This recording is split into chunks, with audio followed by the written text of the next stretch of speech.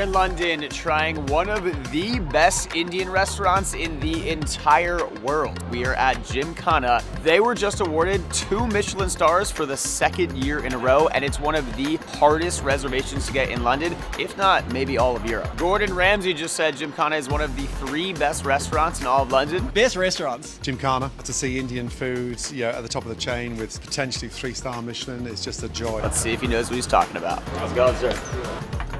It smells insane already. Holy shit.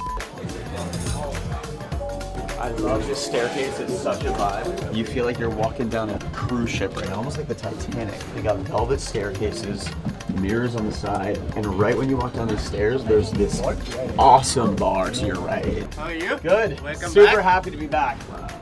This literally feels like a Cave. And we have a really unique dining experience because we're sitting in their back private wine cellar dining room. There's 2 walk-in wine cellars right next to us, and it's the back corner of the restaurant. It feels like if you combined a ship with the Shire and Lord of the Rings, you would get this room. We are joined tonight by one of my great friends, one of the best content creators in the food game, who will go down as one of the biggest legends in the space. Introducing How Kev Eats. I have never felt more imposter syndrome in my entire life, but I love you and thank you for that introduction. This meal's gonna be fucking epic. Last time we came here, we posted a video about it on Instagram, and it got 20 million views. When Jack came back, they were so excited to see him. So they said that the chef is preparing an off-menu entire lamb leg for the table. We're pretty excited to try it. I don't think that anyone has ever eaten this dish in Gymkhana before. How many years has Gymkhana been here? So we opened September 2013. We got the first Michelin star in Feb. The year after you opened, you won a Michelin star, and Straight ever away. since then, Yeah. you've had And then, one and then 2 Michelin stars. Exactly. Yeah. Amazing. And then we were UK's #1 restaurant in 2015-16. Quite the accolades. It is. Thank you. I can already tell based off how nice the whole staff has been and how well run the restaurant is, where I've even taken a bite of food, that this is about to be a fantastic dinner. There are certain places when you walk in that you know the level of food you're gonna get by just looking at the staff and observing everyone else before you even sit down. This is one of those spots. That's for you. Thank you very much. Thank you. The menu is massive. So I think we definitely need to do a golgappa. What is the other traditional street food that has the potatoes on the bottom? And Aloo chaat is so that's nice. so good. Definitely 2 butter chickens and 2 garlic naans. 2 orders of lamb chops. The quail kebab. Okay, we'll do chicken tikka. Definitely got to get a biryani. Yeah, we'll do the biryani. We'll do the lamb roganash. Is that enough food? Should be good enough because the chef has leg of lamb as well. Okay. So, yeah, that's going to be a massive dish. Thank you so much. Thank you, sir. This is going to be one of those meals where you need to pace yourself. This is a marathon, not a sprint, but in some ways a sprinted marathon because food's just going to be flying out and you got to stay with it. All right, we're going to start off with our golgappas, one of the most traditional Indian street foods. Now, you're supposed to crack the top open, make a hole, and then you're going to want to fill it with the side filling here. Different vegetables with some Indian spices. Then you pour in your spicy water, and then you take it in one pot. It's almost like an Indian soup dumpling if you think about it.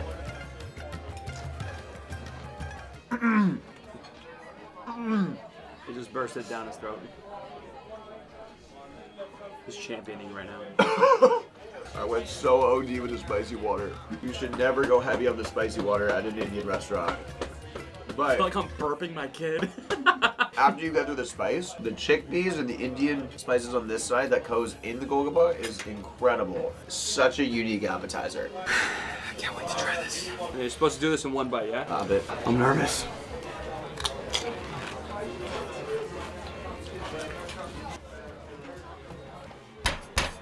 It's super earthy. Persian people, it kind of tastes like gourmet sabzi a little bit. It's spicy, it's earthy. I'm sure it has a ton of herbs in it. It literally just explodes in your mouth the second you take a bite in it. In the best way. The kind of mouth explosion you want. Fantastic start to the meal. So we have aloo chaat. This one is more like street food. You have crispy potatoes, spiced chickpeas with the drizzle of sweetened yogurt, some tamarind chutney. You have gram flour vermicelli, crispy, and then you have coriander crest on top.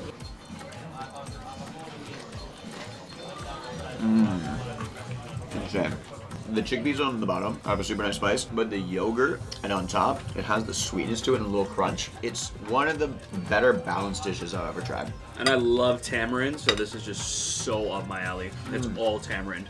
I've never had anything like this. And it's interesting because this is one of the most traditional street foods in all of India, and I think one of the cheapest foods to prepare. But this is kind of the high-end Michelin version of that dish. So it's interesting to compare the cheap version versus the most expensive version of it. All right, ladies and gentlemen, this is kind of the reason you come to Gymkhana, for their garlic naan and their butter chicken. It's just some of the best you could get in the world. This is actually probably gonna send us to Mars. I'm calling it right now. First bite of Cheers. Gymkhana butter chicken. This is a moment.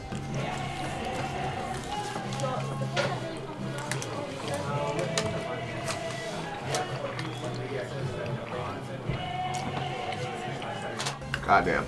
That's very different. Insane take. I would actually prefer everything else that we had because it's so much more unique. This I feel like I could find elsewhere for less expensive, but everything else on the menu is so chef driven and well thought out. With that said, this is easily a top 3 butter chicken I've ever eaten. This is outstanding. Although it's basic, they do spend 5 hours cooking down this sauce. This is an insane butter chicken. The flavors are incredible, the quality of the chicken's amazing, and the garlic naan is phenomenal. So honestly, I'm not gonna sit here and accept hate towards butter chicken It's not or a any hate. disrespect, to be honest, because butter chicken f***ing hits every time, and Gymkhana is just doing it different.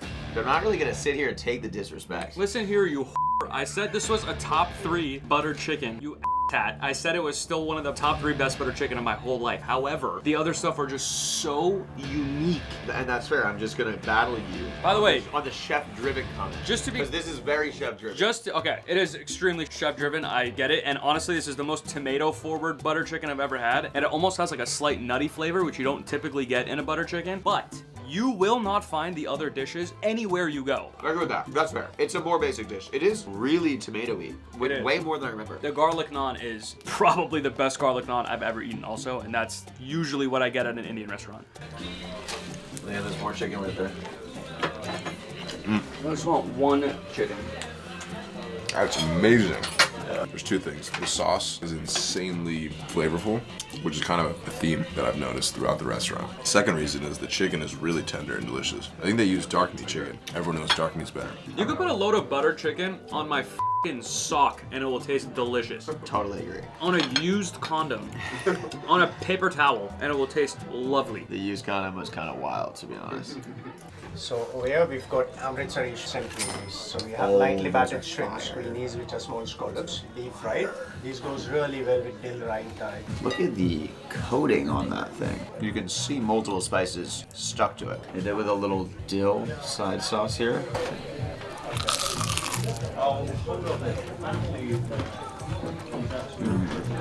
The crunch is insane, and there is so much spice in the actual seasoning itself. The sauce is nice too because it adds a balance and cools it off. The flavor of the dill is so pronounced as well. It's gorgeous. So over here we have Lasuni wild tiger prawns, jumbo shrimps, off the shell marinated in garlic and red chili. Then we have Galafi quail seek kebab. Then over here we have chicken tikka. Cheers. Extremely juicy, perfectly marinated chicken. There's like a layer of fenugreek on it, and I like it a lot. All right, next we're gonna try the quail kebab. One of the more unique dishes I've ever seen. It's minced quail formed into a kebab. I have never seen anything like this on a menu. It's looking like lamb kofta, just quail.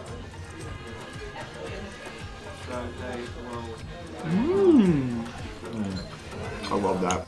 Wow.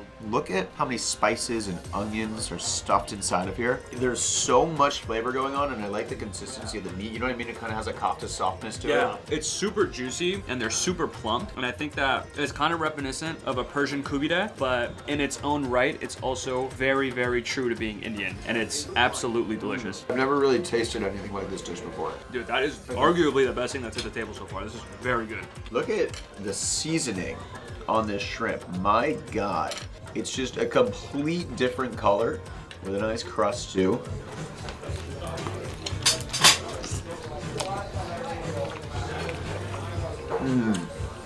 That's incredible. Phenomenal. It's like almost sweet. It's not really spicy. I thought I was gonna get hit with a lot of spice. And the shrimp quality is incredible. The bite to it, the meatiness, the girthiness of the shrimp is impressive. Dude, you cannot casually drop the G word mid-food review and expect me to take this seriously at all. It's a girthy shrimp. This is a dish that gave me a complete 180. Honestly, maybe my favorite bite of the table so far. You wouldn't expect to still taste the shrimp flavor either because it's covered in so much spice, but the shrimp flavor comes through so well. It's happening. Cue The Office. It's happening. It's happening. My God! Okay, it's happening. Everybody stay calm.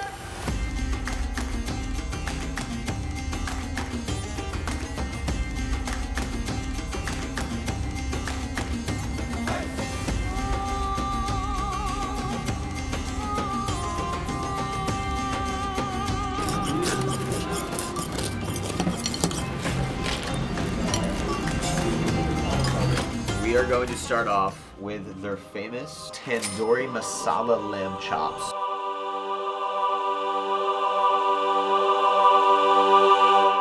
Look at the seasoning on here. My God. Every centimeter of this thing is seasoned to perfection. There's legitimately like a half-inch thick layer of seasoning on the lamb chop.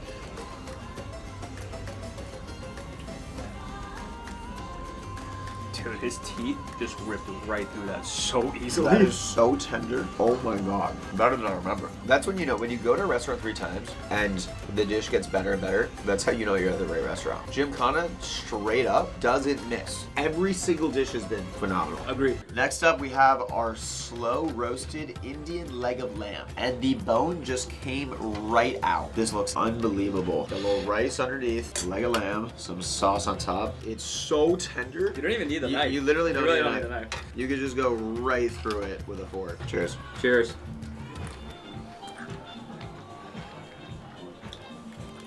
I love that. I think it's super gamey heavy, which I personally love. The sauce is not too spicy, not too sweet. The tenderness of the lamb is insane. Personally, that dish is right up my fucking alley. I think this is like probably some of the most tender lamb I have ever put in my mouth. It just melts in your mouth like butter as Jack is just chomping away. I love that. One of my favorite dishes here. I've never had this dish before. It is so incredibly tender. For a chef to execute this well, like I don't even know how the hell he did this. You gotta come to New York and try Masiba. Masiba does a 48-hour slow roasted lamb. That and APL are tied for the best lamb I've ever had. Yeah, I actually tried it at some food festival. I don't know what it's called. Oh, bro. It was great at your festival. It was fire there. All right, last dish, we have their venison biryani that they come and cut tableside in front of you. It is a spectacle to watch. You know that Indian's hitting when you start to get a little sweaty and stuffy. Like, I can't really talk. If you compare my voice right now to the beginning of the video, it would sound completely different. We are at Gymkhana.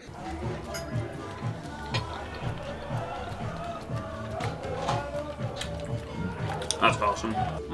I'm trying to ID the spice. It's almost like rye. What's the seed? Caraway seed. Caraway in there, which gives it kind of this bitterness to it. I personally like caraway, but I agree with you on this dish. I'm not sure it like complements everything inside. Everything at Gymkhana has been phenomenal. This is probably my least favorite dish if I had to pick one, but I do like it a lot. I think it's just like the plainest. I think if you had this first, you'd like it a little bit more. Everything is just so methodically designed and seasoned and sauced. This is just a little more simple. That is a wrap.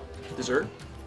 Oh, the final course, the Indian style tiramisu. I've never seen spices like this on top of a tiramisu. I'm a tiramisu fan. I'm not like a tiramisu lover.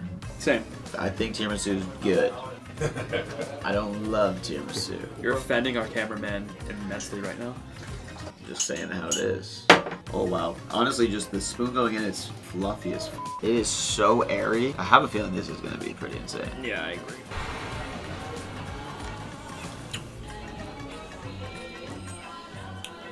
Pretty phenomenal, to be honest. That's a really unique tiramisu and a phenomenal cap to just an outstanding meal. Everything we had was great. The service here is phenomenal. Gymkhana is the truth.